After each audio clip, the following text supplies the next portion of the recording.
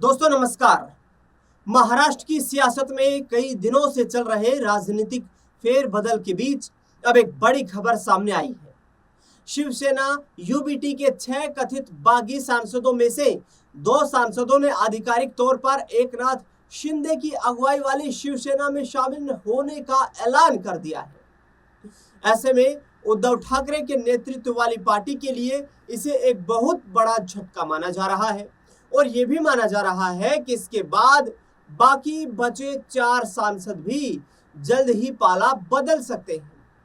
हालांकि अभी जिन 2 सांसदों ने शिंदे गुट में जाने का ऐलान किया है, उनके नाम धाराशिव से सांसद यानी कि उस्मानाबाद से सांसद ओमराज निंबालकर और हिंगोली के सांसद नागेश औष्टिकर का है।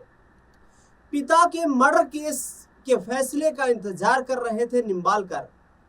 इस बात को ऐसे समझिए, ओमराजे निंबालकर के इस फैसले की स्क्रिप्ट पिछले कुछ दिन पहले ही लिखी जा चुकी थी।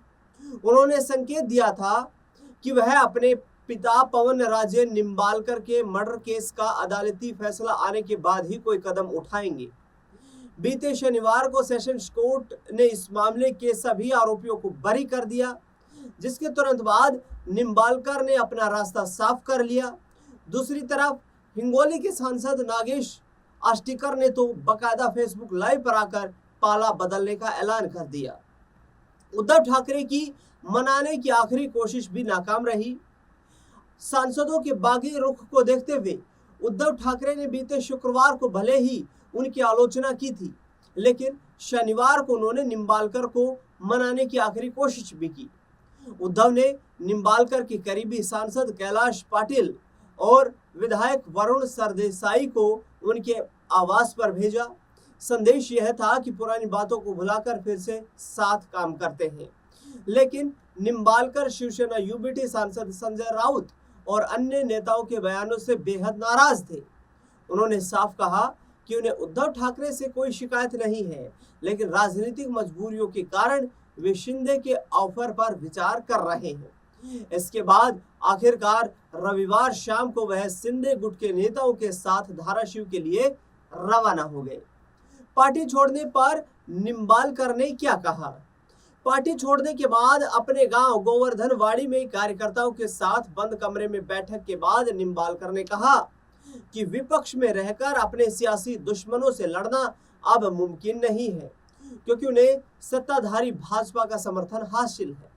निंबालकर ने कहा, मैं सत्ता या पैसे के लालच में शिंदे के साथ नहीं जा रहा, बल्कि अपने राजनीतिक अस्तित्व और क्षेत्र के विकास के लिए यह फैसला ले रहा हूं। वहीं औष्टिकर ने इस पूरे मामले पर क्या कुछ कहा? फेसबुक लाइव पर आकर औष्टिकर, जो कि बागी रुख अपना चुके हैं, उन्होंने कहा कि विपक्ष में रहकर अपने लोकसभा क्षेत्र में विकास कार्य कराना बेहद मुश्किल हो रहा है। उन्होंने कहा कि विपक्ष में होने के कारण हमें फंड की भारी कमी का सामना करना पड़ रहा है और हमारे प्रस्तावों को मंजूरी नहीं मिल पा रही है। ऐसे में हमने पार्टी छोड़ने और एकनाथ शिंदे के साथ जाने का फैसला किया है, जो महाराष्ट्र और लोकसभा क्षेत्र की जनता के लिए काफी महत्वपूर्ण साबित हो सकता है। अब बाकी 4 सांसद का रास्ता भी आसान है, वो समझिए कैसे। गौरतलब है कि कानूनी तौर पर अलग ग्रुप बनाने या दूसरी पार्टी में शामिल होने के लिए 2/3 यानी कि 2/3 सांसदों का साथ होना जरूरी है। अगर निंबालकर उद्धव के साथ रुक जाते तो बाकी 5 सांसदों के लिए दल बदल कानून से बचना मुश्किल होता, लेकिन अब निंबालकर के जाने से बाकी 4 सांसदों के लिए भी शिंदे गुट में जाने का रास्ता पूरी तरह साफ हो गया है। शिवसेना के नेता के मुताबिक जरूरी औपचारिकताएं पूरी होने के बाद अगले 1 से 2 दिनों में इन सांसदों के शामिल होने का आधिकारिक ऐलान भी कर दिया जाएगा, जो महाराष्ट्र की राजनीति में एक बार फिर से ये दिखा देगा कि उद्धव बालासाहब ठाकरे के नेतृत्व वाली शिवसेना में किस तरीके से पिछले 4 सालों में 2 बार टूट हो चुकी है। पहली टूट हुई थी 1 जून 2022 को, जब एकनाथ शिंदे ने संयुक्त शिवसेना को तोड़ते हुए 40 के लगभग विधायकों को अपने साथ लेकर बीजेपी को समर्थन दे दिया था और महाराष्ट्र के मुख्यमंत्री बन गए थे। उस दौरान उद्धव ठाकरे के खिलाफ अविश्वास का प्रस्ताव जो है वो वहां पर देवेंद्र फडणवीस विधानसभा में लेकर के आए थे। देवेंद्र फडणवीस इस बात से आश्वस्त थे कि शिंदे जो है वो उद्धव का साथ छोड़ चुके हैं और हुआ भी यही। महाराष्ट्र विधानसभा में उद्धव ठाकरे को विश्वास मत हासिल करने के लिए स्पीकर यानी कि अध्यक्ष की तरफ से प्रस्ताव दिया गया कि आप विधानसभा में अपनी संख्या बल को साबित करिए। जिस विश्वास प्रस्ताव में उद्धव ठाकरे साबित करने में, विधायकों का विश्वास जीतने में कामयाब नहीं हो पाए और उसके बाद बीजेपी ने एकनाथ शिंदे को अपना समर्थन देकर के महाराष्ट्र में एक नई सरकार का गठन किया। उद्धव ठाकरे जो चंद दिनों पहले 2022 में मुख्यमंत्री की कुर्सी पर बैठे हुए थे, वो विपक्ष में जाकर उनको बैठा दिया गया।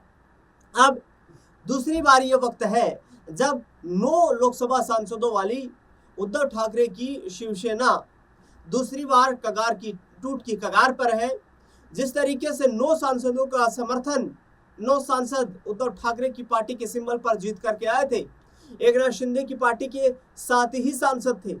अब जिन 6 सांसदों ने यहां से रुख करना शुरू कर दिया है एकनाथ शिंदे की तरफ, जिसमें 2 लोगों ने आधिकारिक तौर पर ऐलान कर दिया है, जिसमें निंबालकर और आष्टेकर का नाम शामिल है, तो ये दोनों लोग अब जो एकनाथ शिंदे गुट की तरफ जा रहे हैं, आगे आने वाले वक्त में यदि 4 सांसद और चले जाते हैं एकनाथ शिंदे गुट की तरफ, उद्धव गुट को छोड़ करके, तो यहाँ पर दल बदल विरोधी कानून लागू नहीं होगा, जिससे कि इन सांसदों की संसद सदस्यता पर भी कोई खतरा मंडराता हुआ नजर नहीं आएगा। अब जब इतना बड़ा फेरबदल हो रहा है तो जाहिर तौर पर एकनाथ शिंदे के लिए ये एक गोल्डन चांस है, क्योंकि वो दूसरी बार उद्धव ठाकरे की पार्टी को तोड़ने में कामयाब हुए हैं। दरअसल बता दें आपको कि जिस तरीके से अब कयास और अटकलें लग रही है, जो चर्चाएं चल रही हैं, वो ये है कि एकनाथ शिंदे की पार्टी को केंद्रीय कैबिनेट मंत्री पद भी ऑफर दिल्ली में किया जा सकता है। यानी कि शिंदे की ताकत दिल्ली और महाराष्ट्र में बढ़ती हुई नजर आ सकती है। जहां एक तरफ केंद्रीय कैबिनेट मंत्री पद शिंदे की पार्टी को यहां पर सौंपा जा सकता है, तो दूसरी ओर महाराष्ट्र में भी एक अतिरिक्त मंत्री पद उनकी पार्टी को दिया जा सकता है, जो कहीं ना कहीं एकनाथ शिंदे के सियासी प्रभुत्व को ज्यादा मजबूत कर सकता है। बाला साहब ठाकरे की शिवसेना, जिस शिवसेना का गठन बाला साहब ठाकरे ने किया था, उस शिवसेना को लेकर के सीधे तौर पर उद्धव ठाकरे का कहना है कि एकनाथ शिंदे ने चंद सियासी फायदे के लिए बाला साहब ठाकरे के विचारों को खत्म कर दिया है, उनके विचारों को तोड़ने का काम किया है, जिसे महाराष्ट्र की जनता बर्दाश्त नहीं करेगी। लेकिन अब देखना बेहद दिलचस्प होगा आगे आने वाले वक्त में, आखिरकार उद्धव ठाकरे क्या अपनी पार्टी को बचा पाएंगे या नहीं, ये भी उनके लिए कहीं ना कहीं यहाँ पर लिटमस टेस्ट जैसा साबित होगा आगे आने वाले वक्त। क्योंकि विधानसभा की संख्या बल को देखें तो वहां पर भी उद्धव ठाकरे की पार्टी महाराष्ट्र विधानसभा में कुछ ज्यादा मजबूत नजर नहीं आती है, पैन महाराष्ट्र को देखा जाए उस आधार पर। अब महाराष्ट्र की राजनीति में यह भी कहा जाने लगा है कि उद्धव ठाकरे और उनकी शिवसेना मुंबई के आसपास ही सिमटकर रह चुकी है। इस खास रिपोर्ट को लेकर के आपकी क्या कुछ राय प्रतिक्रिया है, कमेंट बॉक्स में बताना बिल्कुल ना भूलें। देश दुनिया से जुड़ी हुई बड़ी खबरों के लिए लगातार बने रहे हमारे साथ। धन्यवाद।